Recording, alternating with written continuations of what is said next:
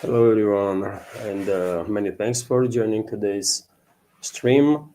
News update from Moscow, news and commentary basically from Moscow, Russia. Today is 7th of February, of course, 3 p.m. Moscow time, middle of the day. And as always, I have prepared quite a number of news on some major developments, and I hope you will find this episode informative and useful. And in that case, please click that like button. This will be probably very helpful to deal with their algorithm. If we manage to reach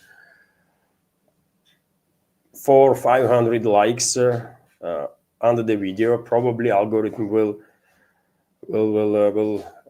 show this video to at least members of the community. Right, there is a possibility of that. So if you can, please like the video. It is important. Also, leave some commentary.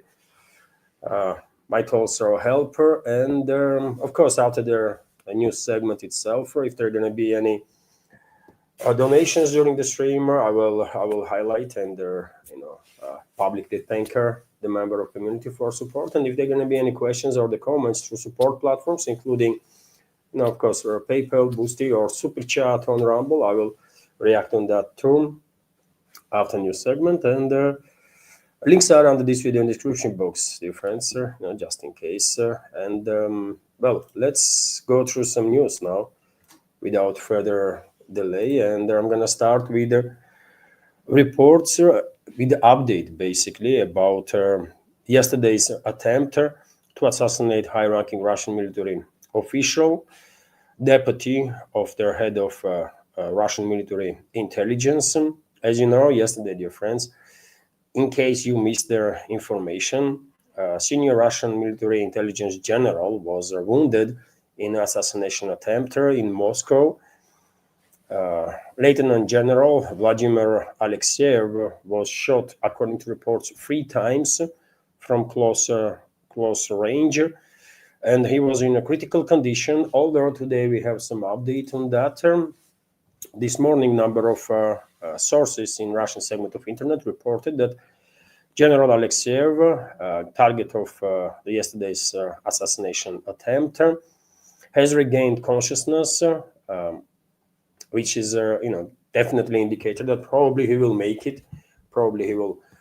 And also update is that several unconfirmed reports have surfaced online about arrest of the attacker and accomplice of attacker.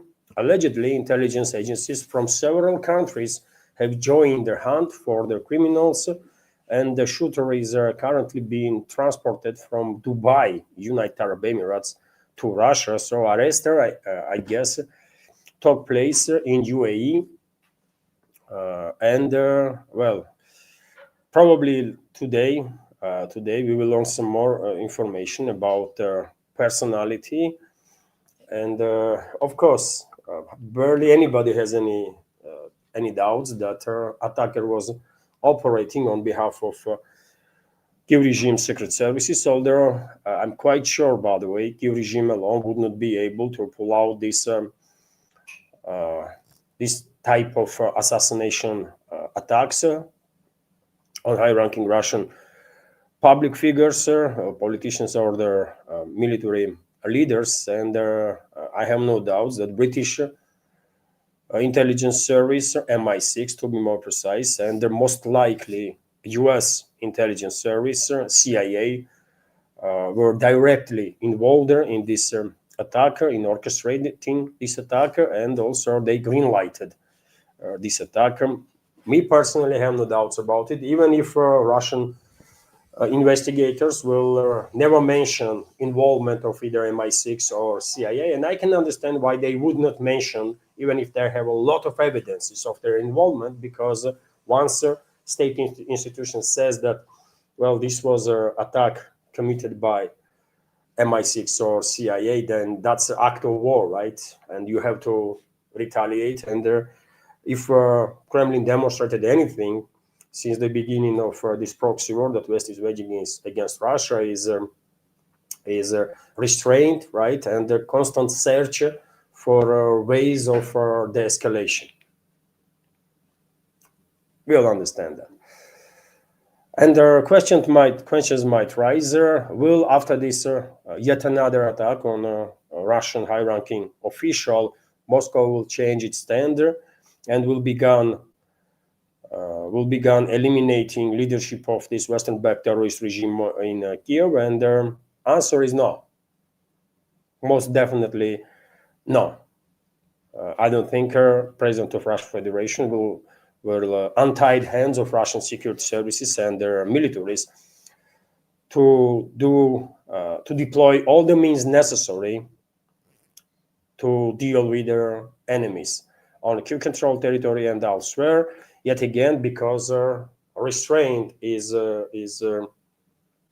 policy that was adopted by Kremlin, and we don't really have indicators that anything going to change in this regard. So NATO countries and their pro-security regime will continue to kill Russian citizens, including Russian military, political leadership, or public figures, but Moscow will not retaliate in kind. I think this is my personal take, by the way, and that's why very many people are finding current conflict to be one of the strangest conflicts ever in recorded history of humanity, because usually conflicting sides are going after leadership of each other. But yet again, Russian security services and Russian militaries never received their permission from political leadership to take all the necessary actions with all means necessary to eliminate decision-making centers in Kiev and elsewhere, or to eliminate leadership of this terrorist regime. Very stranger, to say the least, but it is what it is. It is what it is, right? And as a confirmation of my take, by the way, Moscow or Kremlin, let's say, already yesterday, few hours after this assassination attempt on Russian general, make it clear that Moscow's position not going to change, and Moscow will not withdraw from so-called negotiations that are taking place between Kremlin and the White House, sometimes with the participation of representatives of Kiev regime and so on, right? So if organizers of this attack were hoping that they're going to derail these contacts between Moscow and Washington, they failed, one might say, because yet again, Dmitry Peskov, press spokesman of the Russian president, stated yesterday, just a few hours after assassination attempt on Russian general, that next round of negotiations on their Ukrainian settlement will take place soon. So he confirmed that Russia is basically still part of her talks. And when it comes to these talks, by the way, when it comes to these talks, Reuters reported that United States and the Kiev regime are seeking to end the conflict between Moscow and Kiev as early as March of this year. Although allegedly sides are understanding that this most likely cannot be achieved due to absence of a progress on the topic of territorial concessions by Kiev regime. Let me give you some details about this report from Reuters.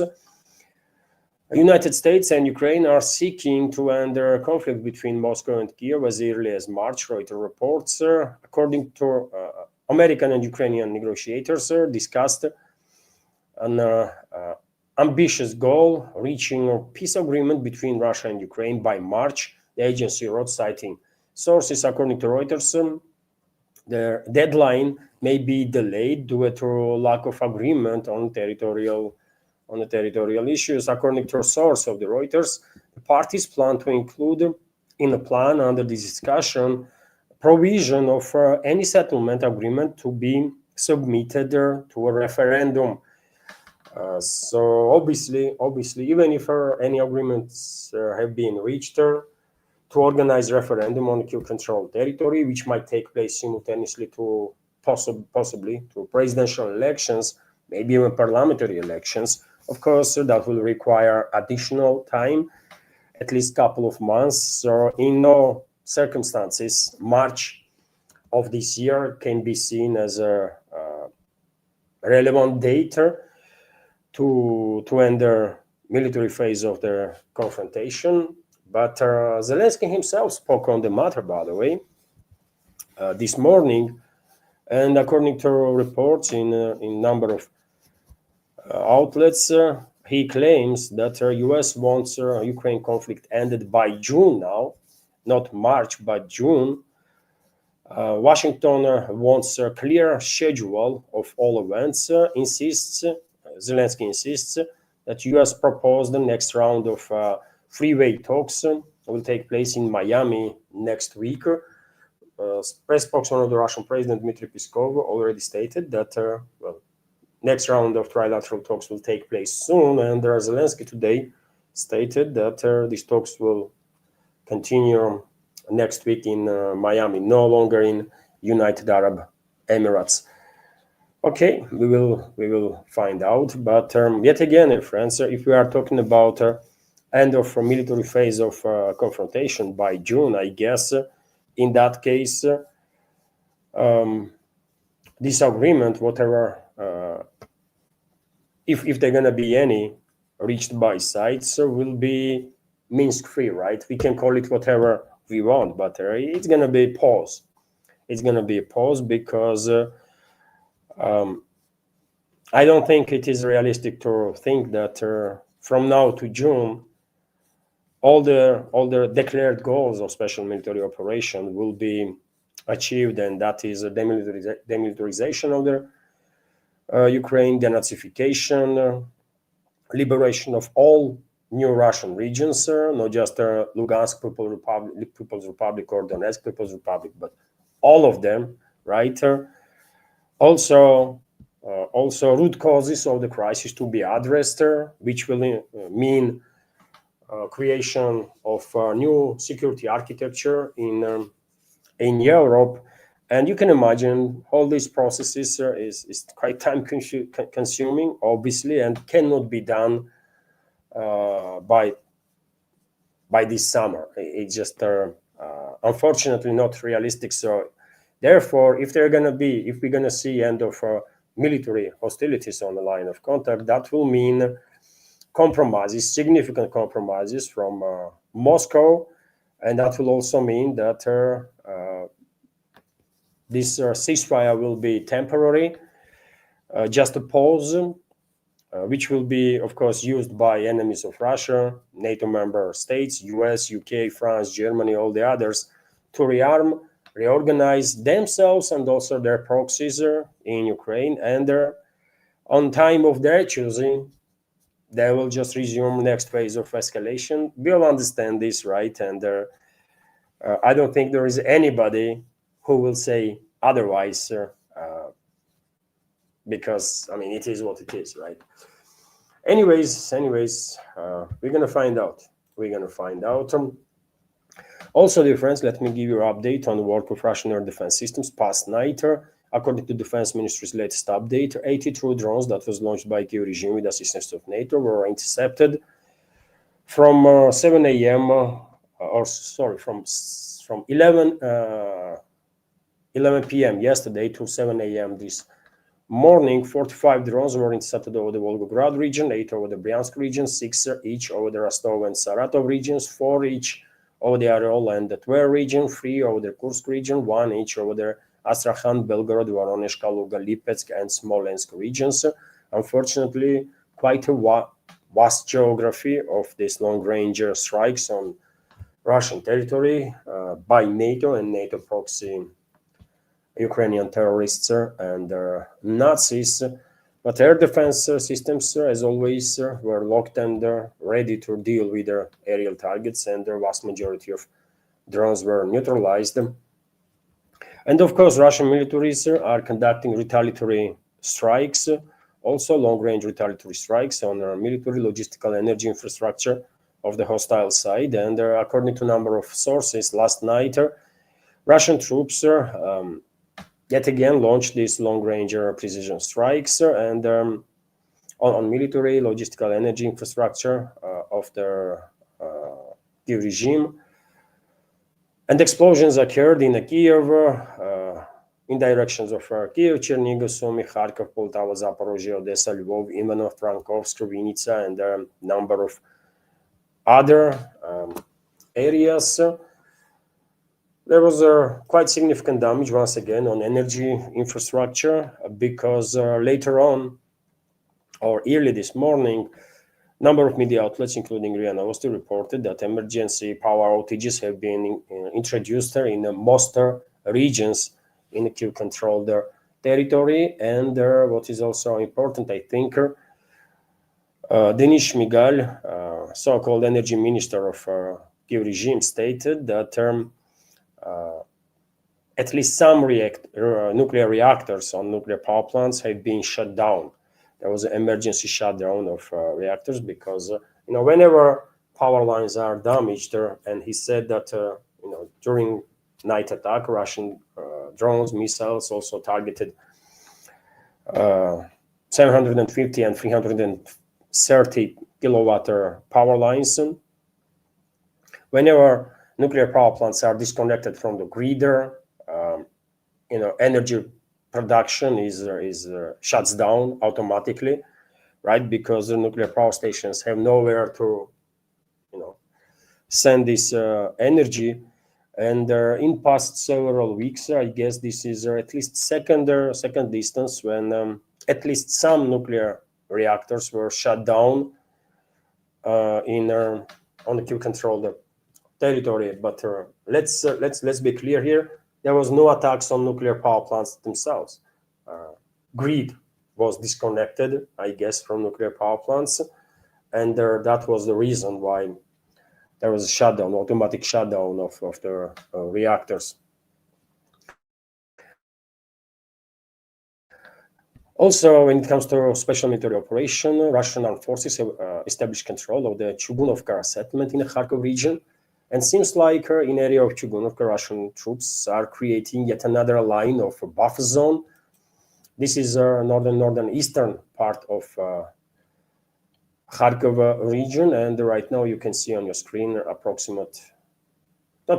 exact location of this settlement, and this gray zone under this red area. It's yet another buffer zone in the creation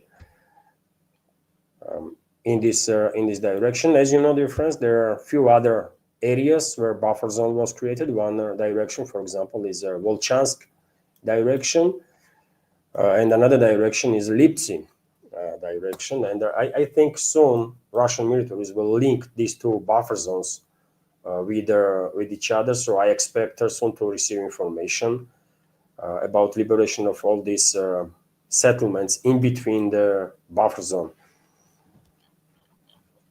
Okay, that's been said, dear friends. Let's continue with some other news, and reports are coming in about liquidation of yet another U.S. citizen disguised as a mercenary that was fighting alongside Kiev regime's forces. On January 31st, according to reports, mercenary from U.S., Trevor Crane, died in a hospital from head injuries. He worked in police in his homeland, but for whatever reason decided to join Kiev regime's formations to fight Russian Federation, and that's their end of his story there. He fought in the Kharkov region. Before that, he had already been hospitalized with injuries of both hands, but this time around, he did not manage to survive. First time he survived with he recovered from injuries, but second time he didn't make it.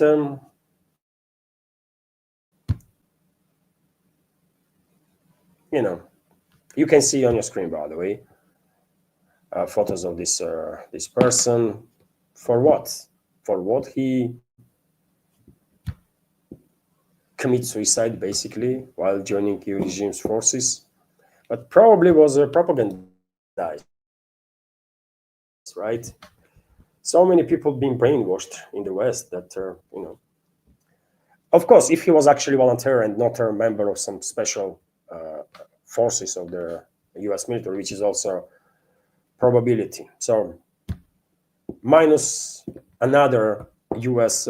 Mercenary in on a special military operation. RIA Novosti is also reporting that, well, as you know, there was talks, by the way, in Muscat, capital of Oman, between Iranian and U.S. delegations. And Trump declared these talks with Iran successful. Although when Trump says something, we should always take it with a pinch of salt, because quite often he lies. We all know that.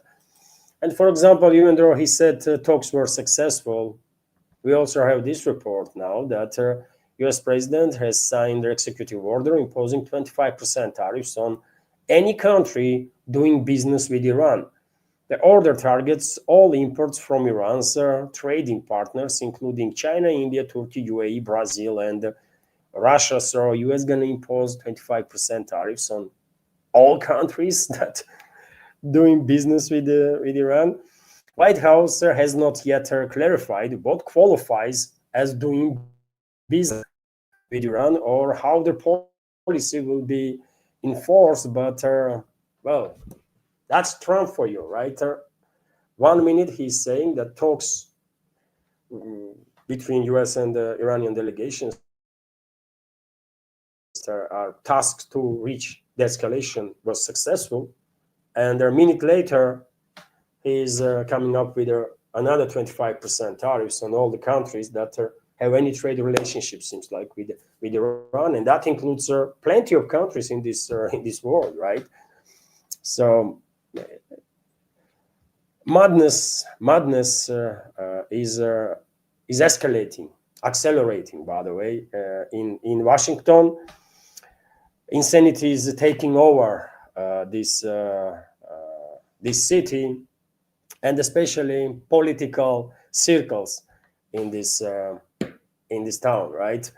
RIA Novosti is also reporting that, well, Iran allegedly has no intention of discussing its missile program, according to Foreign Minister of Iran, Araghchi, and according to some report, he also went to say that Iran has no intention also to shut down its nuclear program. So then, what's going on in Oman, by the way? What's happening? Because U.S. demands were clear. Iran should get rid of our basically nuclear program, enrichment program. Iran should scale back or completely get rid of missile programs, right? And there are some other demands, including Iran to cut ties with a resistance movement in the Middle East. And none of it is something that Iran will agree, at least under the current leadership, right? So you tell me, dear friends, what is the point of all these talks there in Muscat? I don't know. Let me give you some details. Tehran will not discuss its missile program. Iranian Foreign Minister Araghchi told Al Jazeera, "We cannot negotiate on missiles now or in the future because it is a defense issue," he said after yesterday's meeting with the US delegation in Oman. The minister also ruled out removal of enriched uranium from the country. He stated that the exact date for the second round of negotiations has not yet been determined. Excuse me, and there might be no second round of talks. US in upcoming days might go ahead and launch attacks on Iran. It might happen this night, tomorrow, any day now, any day. And I have said many times before, what is the purpose of this attack, or what will be the purpose of this attack on Iran. Western ruling class wants to destabilize whole region, not just Iran, but whole region. They will try to provoke conflicts, armed conflicts on ethnic and sectarian lines in Iran and throughout the region. Also, Western ruling class will try to provoke direct clashes between the neighboring countries, Saudi Arabia and Iran.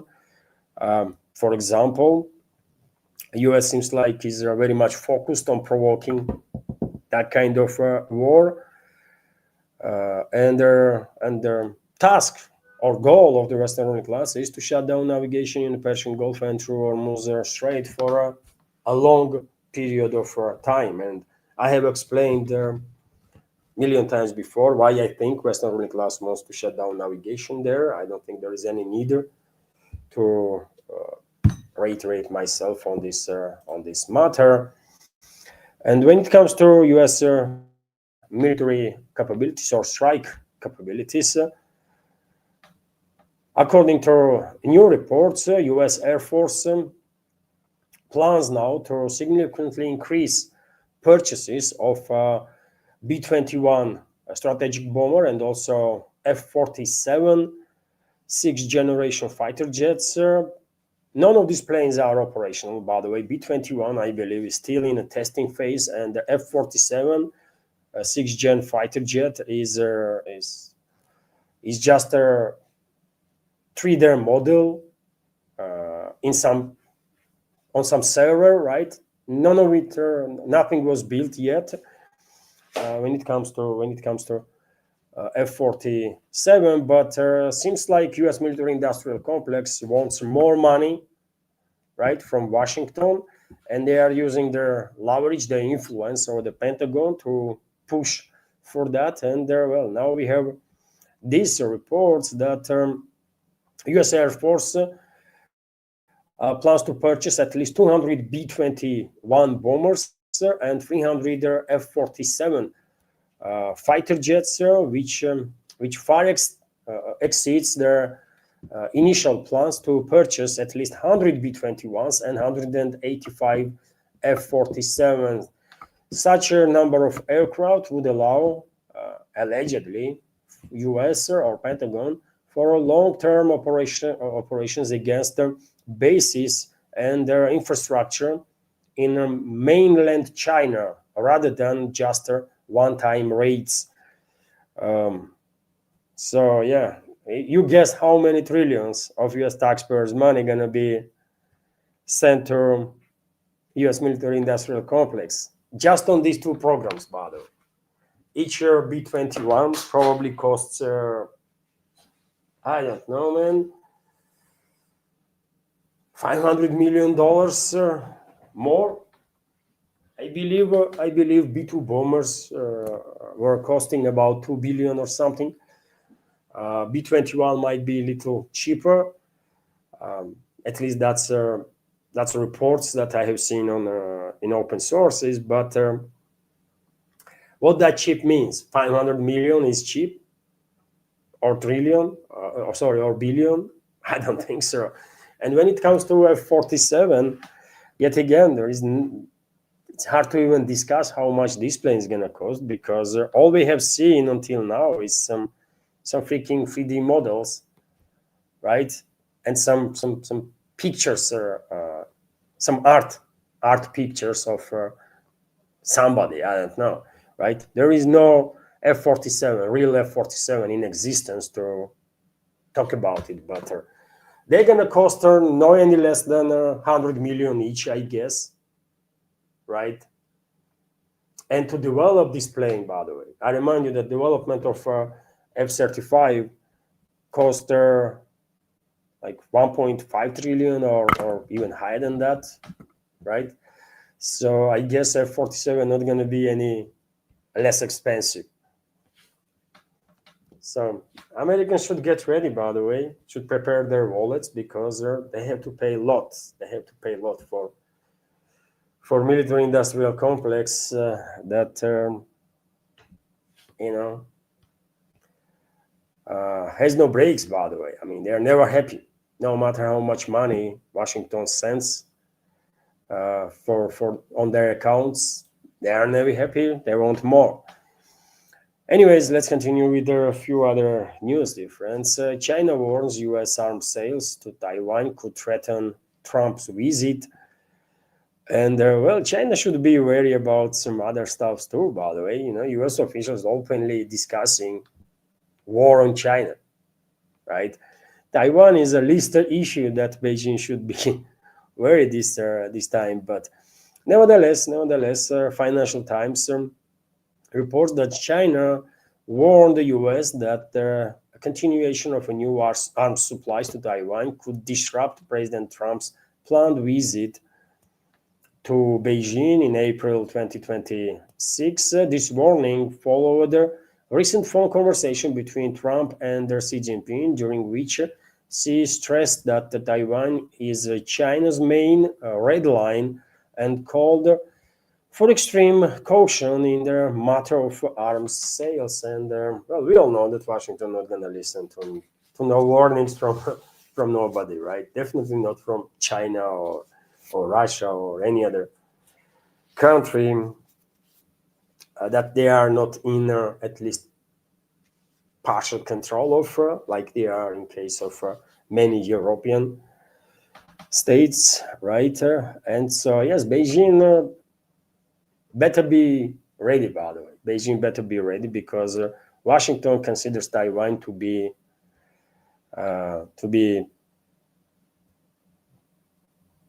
Asian Ukraine, right? Bridgehead from which they're gonna attack China, and they will use Taiwan. Of course, they will use Taiwan, by the way, to provoke war, 100%. Reuters is also reporting that after news break about UN being close to bankruptcy and UN headquarters to be moved potentially somewhere else, some officials in US wake up to this matter. Trump already stated that UN headquarters has to stay in New York, which is a mistake, obviously. US already demonstrated on numerous occasions that it cannot handle hosting the United Nations headquarters. But anyways, Trump said that, well, headquarters should stay in New York. And I guess now Washington is also thinking to deal with the debt that they have before UN. And Washington has to pay, by the way, about $4 billion, more than $4 billion, actually, about 4.5 billion to the UN. And reports are that US plans to make an initial payment on its multi-billion-dollar debt to UN in near future. Let's see, by the way, but can you imagine? US has weaponized UN, basically decimated UN's reputation worldwide through its destructive activity and infiltration of this institution that's supposed to serve humanity. And US is the biggest when it comes to countries that are not paying their annual payments to the UN so that organization will operate. The US is number one there, 4.5 billion. It's quite a lot, isn't it? While they are trying to use UN any way they want, right? Use and abuse, but they don't want to pay. Maybe really, maybe UN headquarters should be moved elsewhere, man, right? Maybe US no longer wants to be a part of UN. This organization is a joke nowadays, of course, mostly because of the destructive work of Western ruling class. But nevertheless, there is no alternatives in place, right? And as long as UN exists, I think it will make all the sense if our headquarters will actually move somewhere else. And dear friends, Trump yesterday, that was day before yesterday, posted on his True Social video in which a number of Democrat politicians and the people that allied with them or affiliated with them were depicted as all sorts of animals, and among them, former U.S. President Barack Obama and his wife Michelle were depicted like apes, by the way, that you can see right now on your screen. Obviously, this was a bad decision on part of Trump. Although it seems like White House is now pushing the narrative that it's some kind of assistant did this, not Trump himself, or Trump didn't notice this frame or something like that. But this was a very, very poorly considered decision, by the way, for many reasons. Obviously, there is outrage in US in the Democratic camp, and it's not just Democratic camp, by the way. I mean, no matter you are Democrat, Republican, no matter who you are, man, this is just not okay, right? Especially in a country which has a rich history of racism and segregation, tragically. And US is such a country, right? And to do this kind of stuff, it's wrong on so many levels that I don't think there is anything to discuss here even, right? And this post was deleted. As I said yesterday, probably Trump will delete this post, and he did. NBC News reported that Trump removed a racist video depicting the Obamas as apes. The White House initially defended the poster, then blamed it on a staffer. Okay, man. Okay. Level of degeneration of Western ruling class, yet again, has no boundaries. These are freaking primitives, by the way. Freaking primitives that were put in a position of power by some shadow forces that are in charge, that actually are in charge of the Western world. And as time goes by the way, these shadow forces are picking more and more primitive people to act on their behalf, including on the positions of prime ministers and the presidents, right? And this is extremely dangerous. And on one side, and on the other side, there also demonstrates a level of degeneration of the political class, political culture, and also this is quite telling about societies too, by the way, in these countries. I think something is big time wrong with societies, man, in the West, because if societies had their higher standards, probably these shadow forces that are in charge of the West will put in position of power people that are at least a little more adequate, a little more intellectual.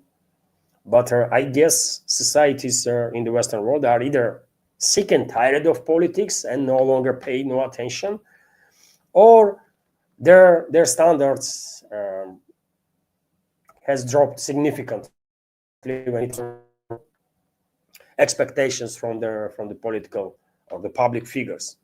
Either way, this is not okay, right? This is not okay. And when it comes to U.S. president again, by the way, I mean, he is a headline maker. You have to give it to him. He is a headline maker due to his position as a president of U.S. And he canceled the 25% tariffs imposed against India for purchasing oil from Russia. And a few days ago, dear friends, Trump had a conversation with Modi, and after that conversation, he stated that India will no longer buy oil from Russia, and New Delhi will be more focused on purchases of oil from US and potentially from Venezuela. And maybe such agreement actually happened between Washington and New Delhi, and therefore Trump is dropping now these 25% tariffs on India. But same time, as I reported earlier, Trump is imposing 25% tariffs on all the countries that are doing business with Iran. So India might get tariffed 25% now for doing business with with Iran, or New Delhi gonna cut ties with Iran also. And they had a quite a large scale projects in a work, by the way. I mean, still have, right? India and Iran, by the way. India wanted to be part of this north-south trade route, and I guess India already even invested quite significantly in Iran. And now Trump basically demands from New Delhi to get out of Iran completely. Otherwise, well, 25% tariffs are coming. And Trump is threatening every other country too, by the way, that doing business with Iran. Obviously, Russia is among them. And of course, we don't really care here in Russia. We don't really care because trade between US and Russian Federation is just a couple of billions a year. And mostly it's US that buys stuff from Russia, no other way around, right? And US buys stuff that they actually need. They cannot buy anywhere else, like enriched uranium, for example. It's not something that you just go on your neighboring store there and buy it. So US will continue to buy Russian enriched uranium. They will just pay more if Russia, right? This tariff stuff is just such insanity. By the way, Washington went so far, so deep in this madness that I don't know, man. Maybe it is already too late to roll back and damage by these crazy policies. I don't know. But anyways, when it comes to U.S.-India relationships, by the way, we have this information that according to framework of India-US trade deal, India will buy $500 billion worth of energy in US, aircraft, tech, and the metals over the next 5 years. And well, is India in a position to invest $500 billion into US next 5 years, man? I mean, really. Indian leadership is going to extract 500 billion from their own economy and invest in US, because that's what this is, man. Whenever you purchase stuff outside, you are investing in that country, in that country's economy, right? And removing these assets from your economy. That's how it works. So I don't know. India also gonna cut allegedly all tariffs on US industrial goods, some agricultural produce, and yes, 500 billion investment in the US in next 5 years. I don't see how this will work out, man. I just don't see it. Anyways, TASS news agency is also reporting that Russia set a record volume of LNG supplies to Europe in January 2026, which is also quite interesting story, isn't it? Despite all the talks, all the threats from Europe that they're not gonna do business with Russia in any way, shape, or form, and this and that, they are still buying, and they're buying whenever they can. By the way, right? They're using any opportunity to purchase stuff here in Russia. Supplies of Russian liquefied natural gas to European Union reached their historic high in January, and the introduction of a complete ban on Russian gas in EU starting from 2027, according to TASS calculations based on data from the European Analytical Center, Bruegel. EU imports of Russian LNG in January amounted to 2.2 billion cubic meters, slightly above their December 2025 level, compared to 2.05 billion cubic meters in January, which is okay. I mean, okay, man. I guess hundreds of millions of dollars, at least hundreds of millions of dollars, potentially billions of dollars, are still coming to Russia from from European Union. due to these energy purchases. But yet again, from 2027, you should stop buying any Russian energy whatsoever, right? So we will see. We will see already. By the way, experts are saying that 2027 going to be very hard energy-wise for EU, very hard. And they're, step by step, European elites are realizing that they dig a trap for themselves, right? Because they cut ties with Russia almost completely. These 2.2 billion cubic meters might sound low, but it's not actually compared to what was the long volume of Russian energy exports to Europe until European elites come up with this idea to destroy the relationships. And now, major supplier of energy to Europe is US. So Europeans pay more, right? And US is not really reliable. US companies are not really reliable because they might divert these LNG tankers that are heading towards Europe on their way, right? They might be like 100 miles away from European port, and the US energy companies will divert it to Asia if Asians will pay more. And well, because Europe, and by the way, US companies don't care about contracts and obligations because they know they have Washington's back, and Brussels gonna do nothing.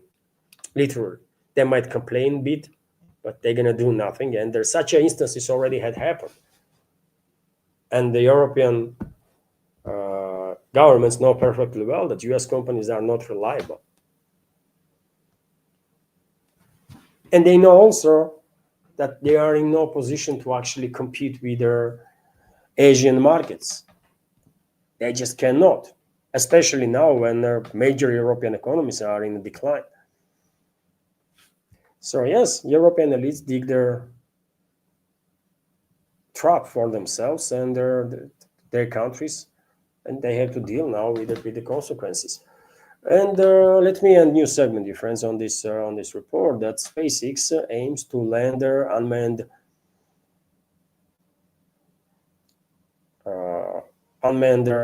craft on the moon in March 2027. Quite an ambitious goal, according to Wall Street Journal.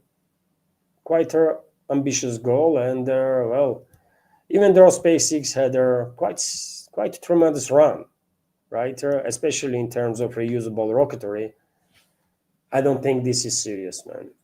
I don't think SpaceX is in a position to land their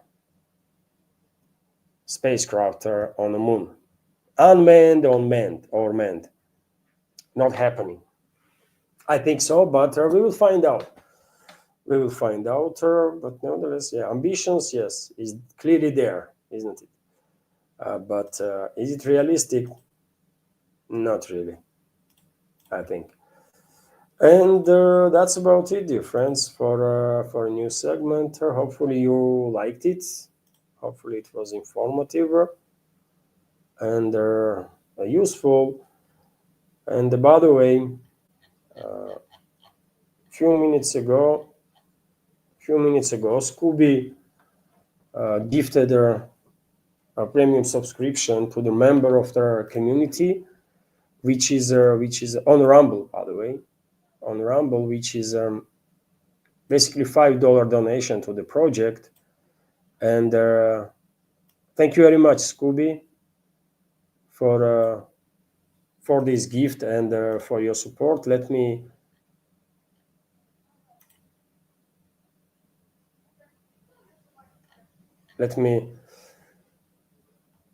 highlight.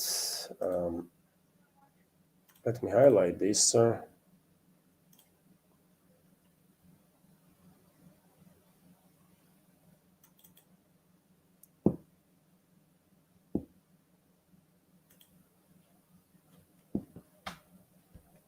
So that's the gift, by the way, from Scooby to a member of our community of a premier subscription. Thank you very much. Thank you very much, Scooby, for your assistance, for your support, and and a helper. And there was that's it, really. I don't think there is any other questions or the comments through any other platform. So therefore, dear friends, if I may, I will end stream on that. Tomorrow I will launch live stream also at 3 p.m., maybe 5 p.m., maybe 3 p.m. I don't know. Let's see how they will go tomorrow. And let's do a community chat tomorrow. I'll join chatter, and let's have a talk, by the way, about anything, really, right? But today is going to be ordinary program. So therefore, if I may, I will end. What? When? There was a super chat right now from Scooby again.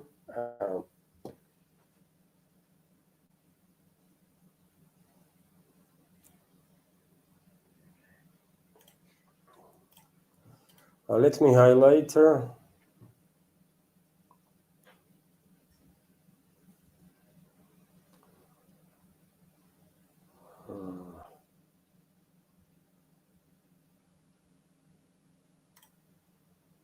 Let me highlight difference.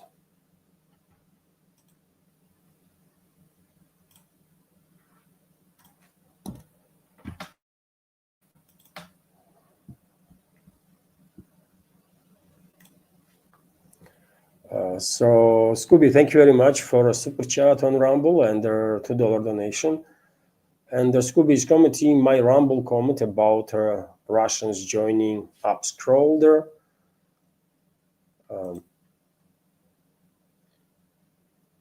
Your comment disappeared, or what happened?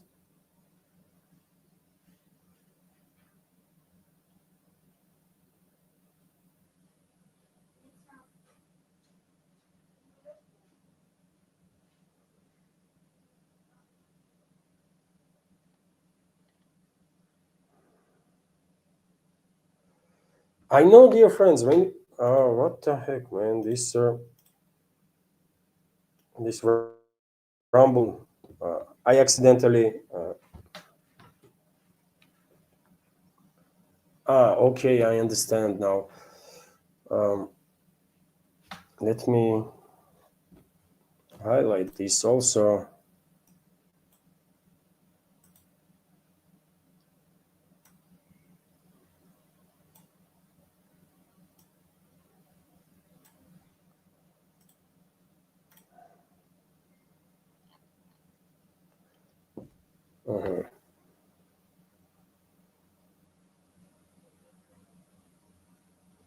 I see your comment right now, Scooby. Thank you very much. Let me highlight, and now I'm gonna read it for our community now. Upscroll, dear friends, is fastest among fastest rising platforms on internet.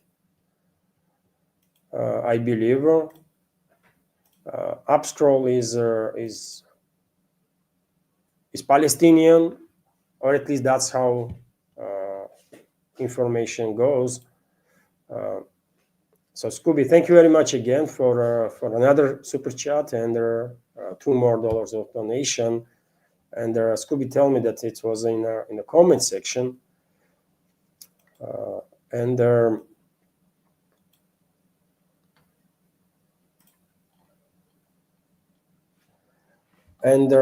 I'm planning to create a few more pages on these alternative platforms, including Upscroll, and hopefully it will work out. Of course, I will let you know when I will have pages there. And Scooby wrote here, joining Upscroll from Russia, availability. Yes, Russians can join Upscroll. The platform is accessible in Russia, allowing users to create accounts and participate in its community.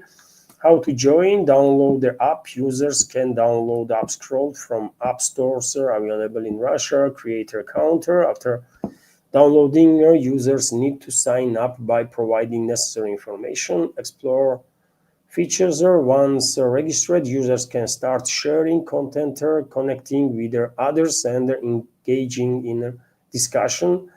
Payment options for those interested in any associated services or features such as purchasing in-app currency or features platform like BitGet allow users in Russia to buy Upscroll with various payment methods, including credit cards and bank transfers. Community engagement. Upscroll promotes a space for free expression, making it appealing for users seeking a platform that supports diverse viewpoints, including pro-Palestinian perspectives. Overall, Russians can easily join and engage with their Upscroll, enjoying its unique features and their community.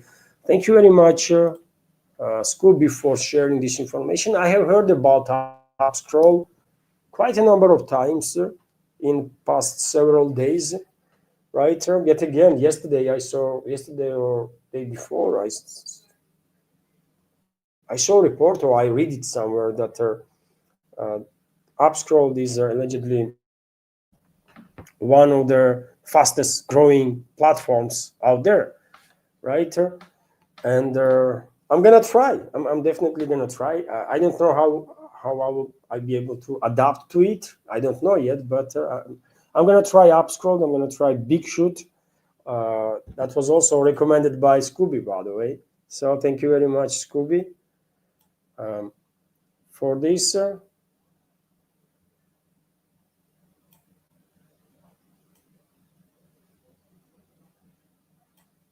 So, and there was another super chat from Scooby. Let me highlight this super chat, dear friends, and I will end this live stream on that.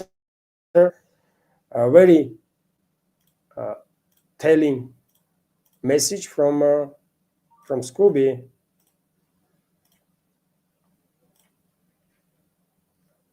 And I agree with it 100%, by the way. So thank you very much, Scooby, for another super chat on Rumble and another $2 donation.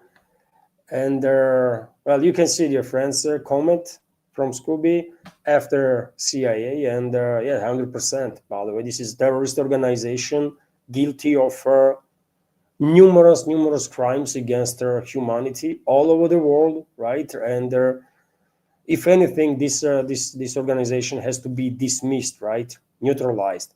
And maybe one day US will have a president who will acknowledge damage that was done to the humanity by this organization, and also to the US itself, right? To US citizens, to US reputation, and maybe CIA will be dismissed, who knows? And I will add MI6 and Mossad to this list, by the way, for sure. After CIA, Mossad, and MI6, these are terrorist, murderous organizations, and everyone knows that. Everyone knows that. Thank you very much, Scooby, for once again for your support and attention, for your super chat on Rumble. And well, this is it for now, dear friends. Have a wonderful Saturday, greater Sunday tomorrow. And as I said, maybe I will start tomorrow's big community chat at 3 p.m. as it was done today, or maybe at 5 p.m. Let's see how day goes. Once again, have a wonderful day. Take care, and see you tomorrow. And please, dear friends, click that like button if you can. More likes videos have, probably there is more chances that we will reach wider audience, right? At least members of our community, at least subscribers will get notification, right? So yes, if you can, please like the video. And if you want to support my work under this video, you will find all the links to support platforms it's all there. This is it for now. Have a wonderful day and take care. Bye.